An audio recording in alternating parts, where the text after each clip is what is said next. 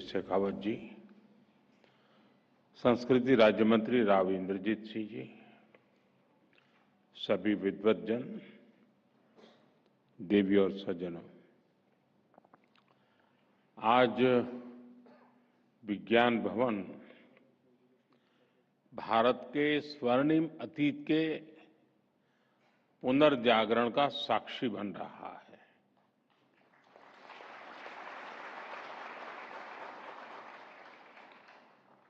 कुछ ही दिन पहले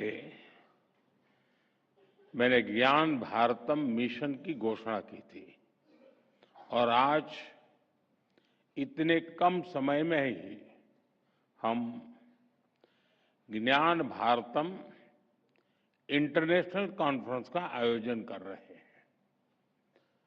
अभी इससे जुड़ा पोर्टल भी लॉन्च किया गया है। ये एक सरकारी या एकेडमिक इवेंट नहीं है। ज्ञान भारतम मिशन भारत की संस्कृति, साहित्य और चेतना का उद्घोष बनने जा रहा है। हजारों पीढ़ियों का चिंतन मनन, भारत के महान ऋषियों, आचार्यों और विद्वानों का बोध और शोध, हमारी ज्ञान परंपराएं, हमारी वैज्ञानिक धरोहरें, ज्ञान भारतम मिशन के जरिए हम उन्हें डिजिटाइज करने जा रहे हैं। मैं इस मिशन के लिए सभी देशवासियों को बधाई देता हूं।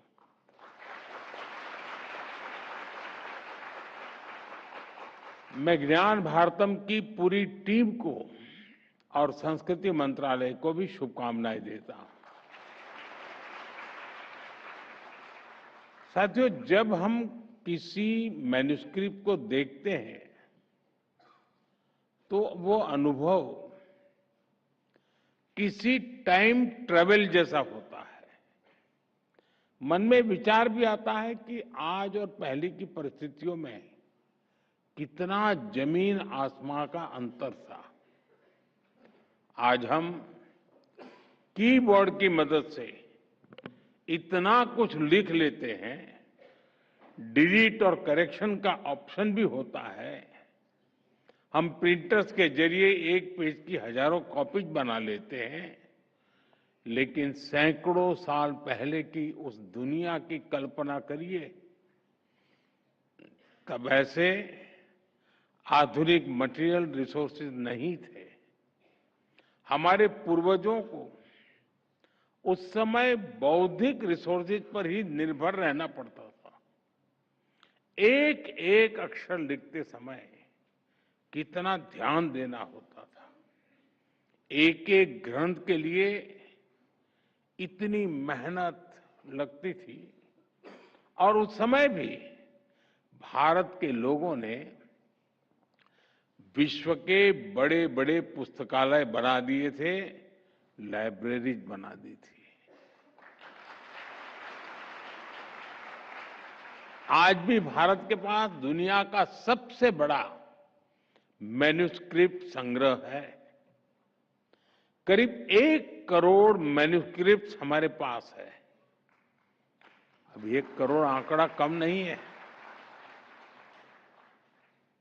साथियों, इतिहास के क्रूर थपेड़ों में लाखों मैन्युस्क्रिप्ट्स जला दी गई, लुप्त हो गई, लेकिन जो बची है वो इस बात की साक्षी है कि ज्ञान, विज्ञान, पठन पाठन के लिए हमारे पूर्वजों की निष्ठा कितनी गहरी थी, कितनी व्यापक थी। भोजपत्र और ताड़पत्र से बने नाजुक ग्रंथ, ताम्रपत्र पर लिखे गए शब्दों में मेटल कोरोजन का खतरा, लेकिन हमारे पूर्वजों ने शब्दों को ईश्वर मानकर अक्षर ब्रह्म भाव से उनकी सेवा की। पीढ़ी दर पीढ़ी परिवार उन पोथियों और पांडुलिपियों को सहेजते रहे। ज्ञान के प्रति अपार श्रद्धा, आने वाली पीढ़ियों की चिंता, समाज के प्रति जिम्मेदारी, देश के प्रति समर्पण का भाव, इससे बड़ा उदाहरण कहां मिलेगा। साथियों, भारत की ज्ञान परंपरा आज तक इतनी समृद्ध है क्योंकि इसकी नींव 4 मुख्य पिलर्स पर आधारित है। पहला, प्रिजर्वेशन, दूसरा, इनोवेशन, तीसरा, एडिशन और चौथा, एडेप्टेशन। साथियों, अगर मैं प्रिजर्वेशन की बात करूं तो आप जानते हैं हमारे यहां सबसे प्राचीन ग्रंथ वेदों को भारतीय संस्कृति का आधार माना गया है। वेद सर्वोपरि है। पहले वेदों को श्रुति के आधार पर अगली पीढ़ी को दिया जाता था और हजारों वर्षों तक वेदों को बिना किसी त्रुटि के, ऑथेंटिसिटी के साथ प्रिजर्व किया गया। हमारी इस परंपरा का दूसरा पिलर है इनोवेशन। हमने आयुर्वेद, वास्तुशास्त्र, ज्योतिष और मेटलर्जी में लगातार इनोवेट किया है। हर पीढ़ी पहले से आगे बढ़ी और उसने पुराने ज्ञान को और वैज्ञानिक बनाया। सूर्य सिद्धांत और वराहमिहिर संहिता जैसे ग्रंथ लगातार लिखते जा रहे हैं और नया ज्ञान उसमें जुड़ता रहा है। हमारे संरक्षण का तीसरा पिलर है एडिशन, यानी हर पीढ़ी पुराना ज्ञान संरक्षित करने के साथ साथ नया कंट्रीब्यूट भी करती थी। जैसे कि मूल वाल्मीकि रामायण के बाद कई रामायण लिखी गई, रामचरितमानस जैसे ग्रंथ हमें मिले, वेदों और उपनिषदों पर भाष्य लिखे गए, हमारे आचार्यों ने द्वैत, अद्वैत जैसी व्याख्याएं दी। साथियों, इसी तरह चौथा पिलर है एडेप्टेशन, यानी हमने समय के साथ सेल्फ इंट्रोस्पेक्शन के भी किया और जरूरत के अनुसार खुद को बदला भी। हमने डिस्कशन पर जोर दिया, शास्त्रार्थ की परंपरा का पालन किया, तब समाज ने अप्रासंगिक हो चुके विचारों का त्याग किया और नए विचारों को स्वीकार किया। मध्यकाल में जब समाज में कई बुराइयां आई तो ऐसी विभूतियां भी आई जिन्होंने समाज की चेतना को जागृत रखा और विरासत को सहेजा, उसे संरक्षित किया। साथियों, राष्ट्रों की आधुनिक अवधारणा से अलग भारत की एक सांस्कृतिक पहचान है, अपनी चेतना है, अपनी आत्मा है। भारत का इतिहास सिर्फ सल्तनतों की जीत हार का नहीं है। हमारे यहां रियासतों और राज्यों के भूगोल बदलते रहे, लेकिन हिमालय से हिंद महासागर तक भारत अक्षुण्ण रहा, क्योंकि भारत स्वयं में एक जीवंत प्रवाह है जिसका निर्माण उसके विचारों से, आदर्शों से और मूल्यों से हुआ है। भारत की प्राचीन पांडुलिपियों में, मैन्युस्क्रिप्ट में हमें भारत के निरंतर प्रवाह की रेखाएं देखने को मिलती है। ये पांडुलिपियां हमारी विविधता में एकता की घोषणा पत्र भी है, उद्घोष पत्र भी है।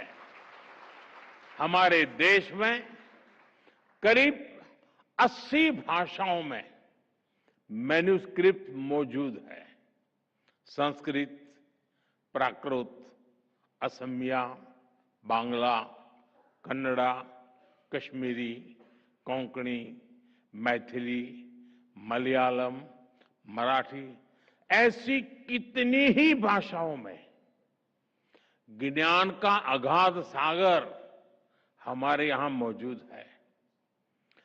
गिलगिट मैन्युस्क्रिप्ट में हमें कश्मीर का प्रामाणिक इतिहास बताती है। मैंने अभी जो छोटा सा एग्जीबिशन रखा है वो देखने गया था। वहां इसकी विस्तार से वर्णन भी है और उसके चित्र भी मौजूद है। कौटिल्य अर्थशास्त्र की पांडुलिपि हमें राजनीति शास्त्र और अर्थशास्त्र में भारत की समझ का पता चलता है। आचार्य भद्रबाहु के कल्पसूत्र की पांडुलिपि में जैन धर्म का प्राचीन ज्ञान सुरक्षित है। सारनाथ की मैन्युस्क्रिप्ट में भगवान बुद्ध का ज्ञान उपलब्ध है। रसमंजरी और गिद्ध गोविंद जैसे मैन्युस्क्रिप्ट ने भक्ति, सौंदर्य और साहित्य के विविध रंगों को संजो कर रखा है। साथियों, भारत की इन मैन्युस्क्रिप्ट में समूची मानवता की विकास यात्रा का फुटप्रिंट्स है। इन पांडुलिपियों में फिलॉसफी भी है, साइंस भी है, इनमें मेडिसिन भी है, मेटाफिजिक्स भी है, इनमें आर्ट भी है, एस्ट्रोनॉमी भी है और आर्किटेक्चर भी है। अब कितने ही उदाहरण लीजिए, मैथमेटिक्स से लेकर के बाइनरी बेस्ड कंप्यूटर साइंस तक पूरी आधुनिक साइंस की बुनियाद जीरो पर टिकी है।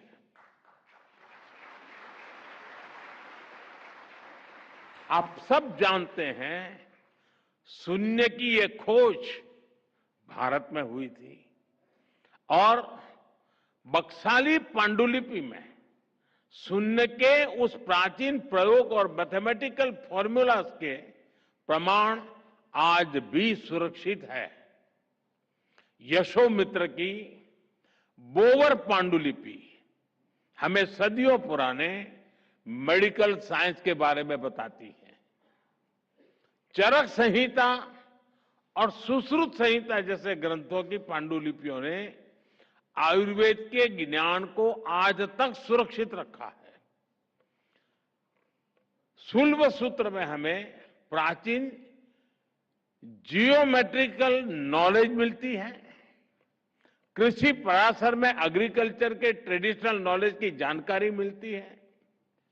नाट्य शास्त्र जैसे ग्रंथों की मैन्युस्क्रिप्ट से हमें मानव के भावनात्मक विकास की यात्रा को समझने में मदद मिलती है। साथियों, हर देश अपनी ऐतिहासिक चीजों को सिविलाइजेशनल एसेट्स और ग्रेटनेस के तौर पर विश्व के सामने पेश करता है। दुनिया के देशों के पास कहीं कोई मैन्युस्क्रिप्ट, कोई आर्टिफैक्ट होता है तो वो उसे नेशनल ट्रेजर के रूप में सहेजते हैं। और भारत के पास तो मैन्युस्क्रिप्ट का इतना बड़ा खजाना है, ये देश का गौरव है। अभी कुछ समय पहले मैं कुवैत गया था, तो मेरे प्रवास के दरमियान मेरी कोशिश रहती है कि वहां कोई 4-6 इन्फ्लुएंसर्स हो और मेरे पास समय हो तो कुछ समय मैं उनसे बिताता हूं, उनकी सोच समझने का प्रयास करता हूं। मुझे कुवैत में एक सज्जन मिले जिनके पास सदियों पहले भारत से समुद्री मार्ग से व्यापार कैसे होता था, उस पर इतने डॉक्यूमेंट्स उनके पास है और उन्होंने इतना संग्रह किया है और वो इतने गौरव, यानी बड़े गौरव के साथ कुछ लेकर के मेरे पास आए थे। मैंने देखा, यानी ऐसा क्या क्या होगा, कहां कहां होगा, हमने इन सबको संजोना है। अब भारत अपने इस गौरव को गर्व के साथ विश्व के सामने प्रस्तुत करने जा रहा है।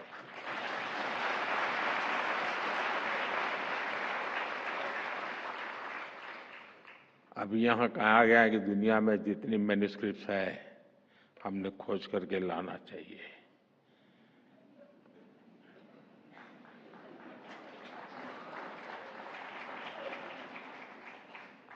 और फिर धीरे से कहा प्रधानमंत्री जी ने करना चाहिए।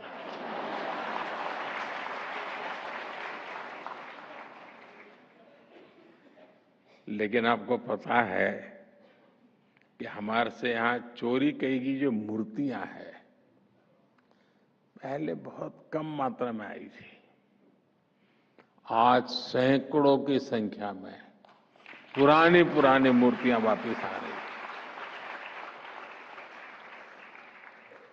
वापिस इसलिए नहीं आ रही कि वो मेरा सीना देख करके तय करते दे दो यार, ऐसा नहीं है।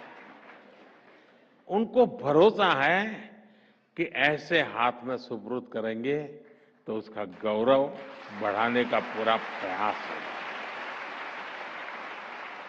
आज विश्व में भारत ने ये विश्वास पैदा किया है, लोगों को लगता है यह सही जगह है।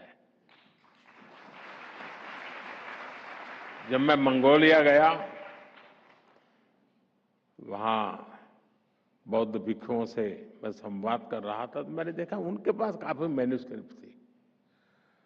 तो मैं उनको रिक्वेस्ट किया कि मैं इसके लिए कुछ काम कर सकता हूं। उन सारी मैन्युस्क्रिप्ट को लाए, उसको डिजिटलाइज किया और उनको फिर वापस दिया। अब ये उनका खजाना बन गया है।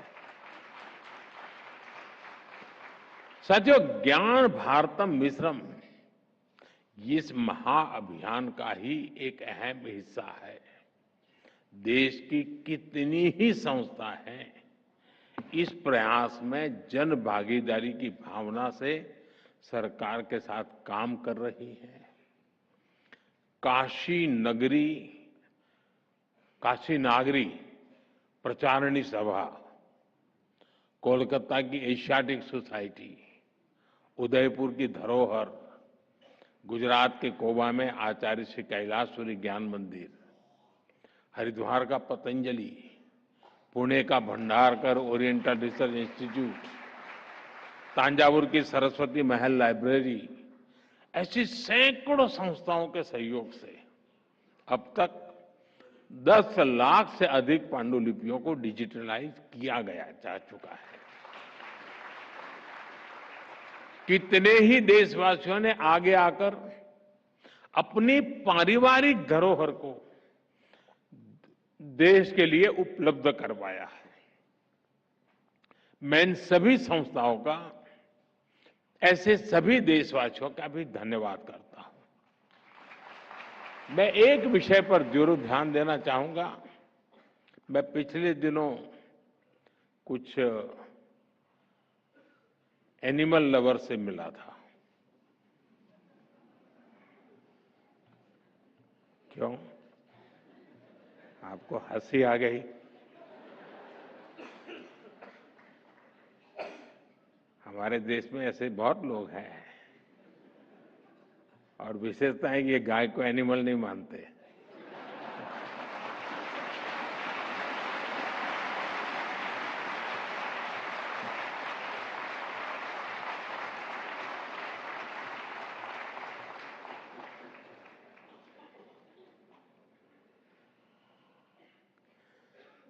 तो उनसे बातों बातों में मैंने उनसे कहा कि हमारे देश में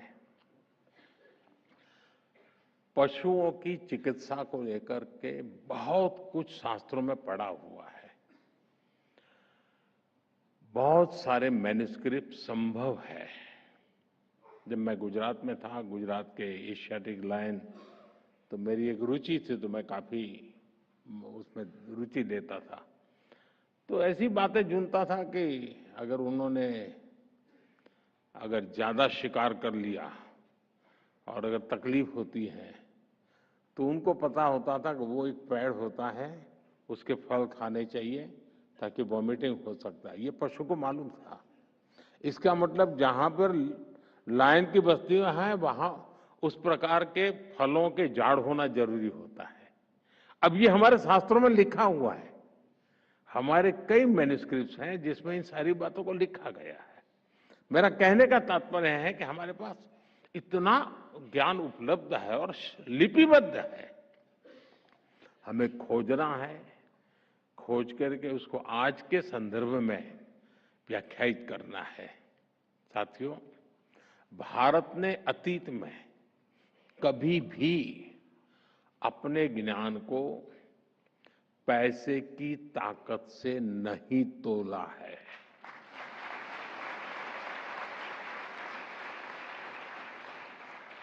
हमारे ऋषियों ने भी कहा है,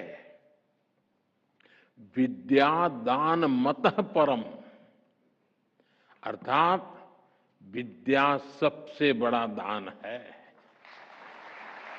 इसलिए प्राचीन काल में भारत के लोगों ने मुक्त भाव से मैन्युस्क्रिप्ट को दान भी किया। चीनी यात्री ह्वेनसांग जब भारत आए थे तो वो अपने साथ 650 से ज्यादा मैन्युस्क्रिप्ट लेकर के आए थे।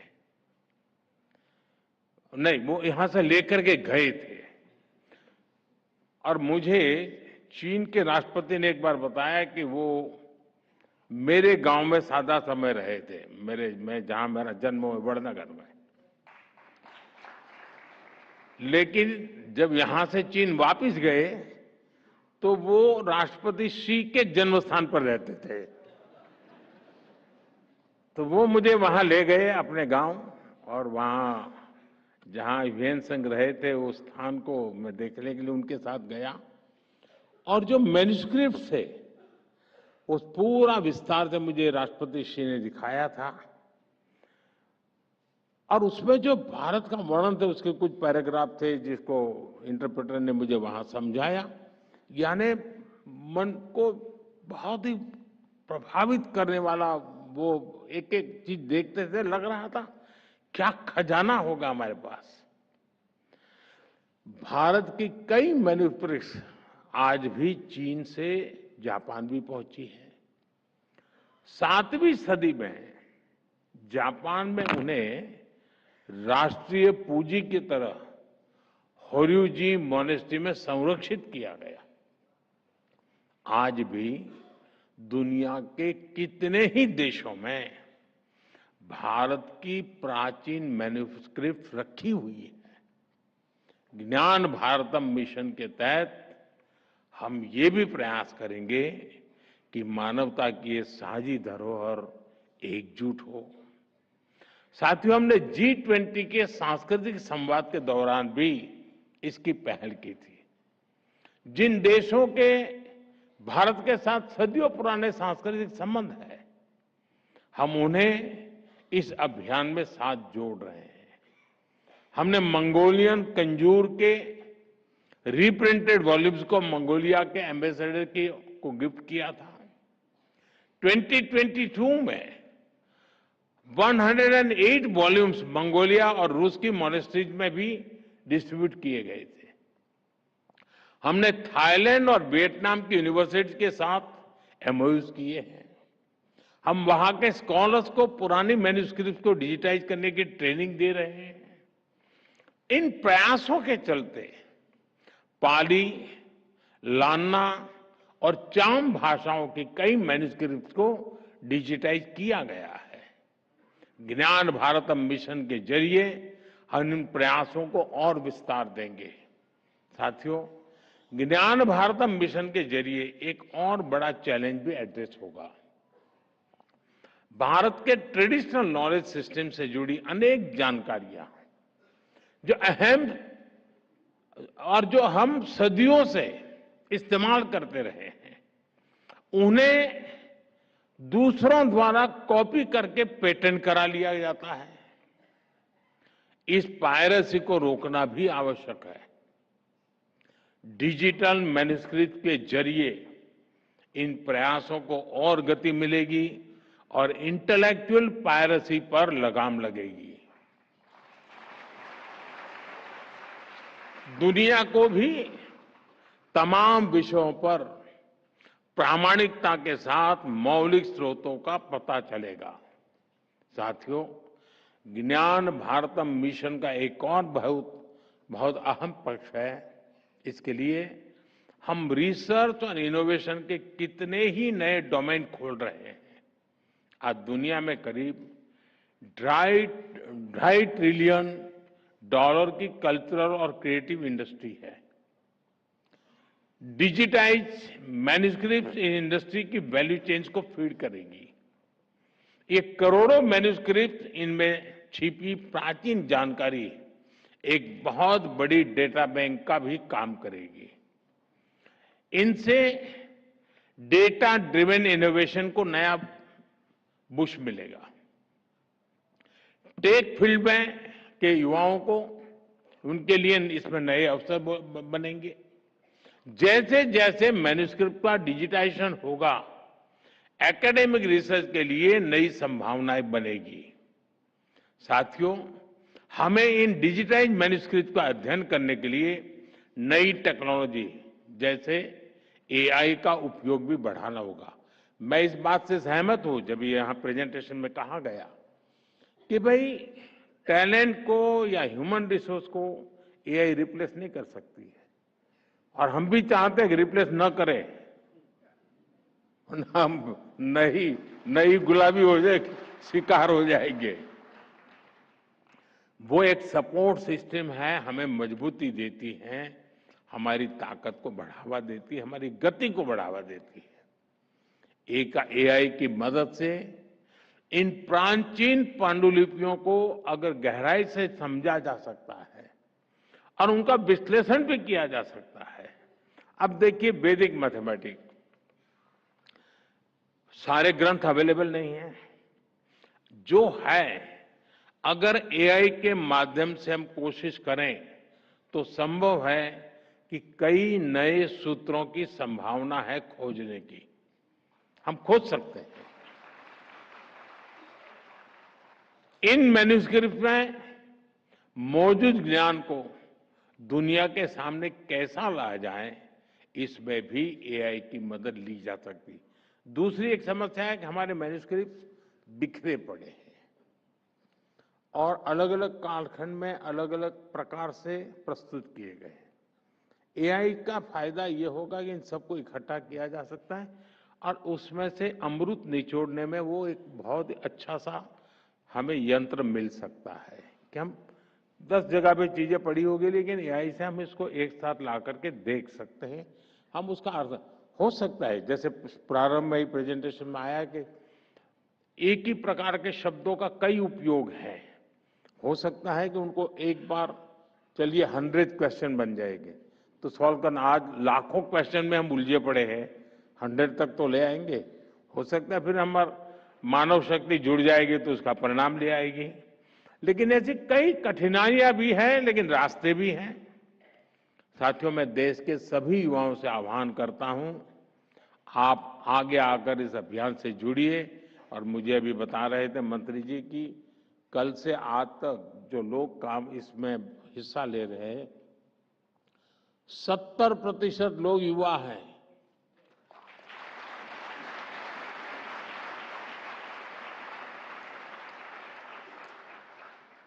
मैं समझता हूं ये सबसे बड़ी इसकी सफलता की निशानी है।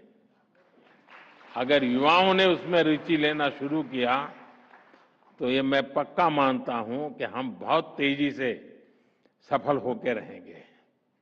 हम कैसे टेक्नोलॉजी के जरिए अतीत को एक्सप्लोर कर सकते हैं, हम कैसे इस ज्ञान को एविडेंस बेस्ड पैरामीटर्स पर मानवता के लिए सुलभ बना सकते हैं, हमें इस दिशा में प्रयास करना चाहिए।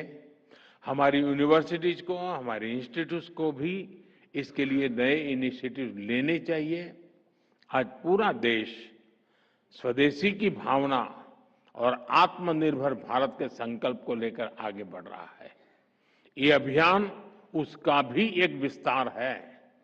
हमें अपनी धरोहरों को, अपने सामर्थ्य को, यानी सामर्थ्य का पर्याय बनाना है। मुझे विश्वास है ज्ञान भारतम मिशन से भविष्य के एक नया अध्याय शुरू होना जा रहा है।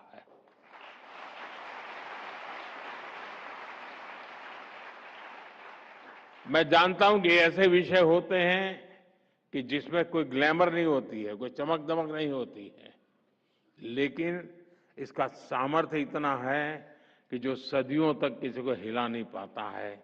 इस सामर्थ्य के साथ जुड़ना है, इसी विश्वास के साथ आप सभी को एक बार बहुत-बहुत शुभकामनाएं, बहुत-बहुत धन्यवाद।